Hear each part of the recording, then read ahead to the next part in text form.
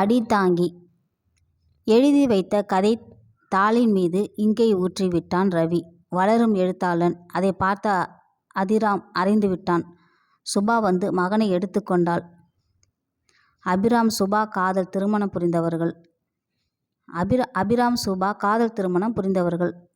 போதிய வருவாய் இல்லை. அந்த கோபத்தை மனைவி மீது காட்டி வந்தான். தினமும் ஏதாவது ஒரு காரணத்திற்காக அடிப்பான்.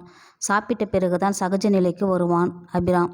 சிறுவன் ரவிக்கு இது புரியாமல் இல்லை. தன்னால் என்ன இயலும் என நினைப்பான். இன்று அவனுக்கு அறை விழுந்தது. அப்பாவின் கோபம்தான் தெரியுமே. ஏன் இங்கை ஊற்றினாய் ரவி? ஆதங்கத்துடன் கேட்டாள் சுபா. அப்பா தினம் உன்னை அடிக்கிறார். தடுக்க வழி தெரியலை. ஏதாவது தப்பு செய்து அடி வாங்கணும்னு தான் இங்கை ஊற்றினேன். நான் அடி வாங்கியதால் உனக்கு இன்று அடி விழவில்லையே. எனக்கு எவ்வளவு சந்தோஷம் தெரியுமா அம்மா என்ற ரவியை என் செல்லமே என வாரி அணைத்து முத்தம் பொழிந்தாள் சுபா. ஐஸ் கட்டியில் அடித்த மாதிரி சிதறினான். இதை கேட்ட அபிராம்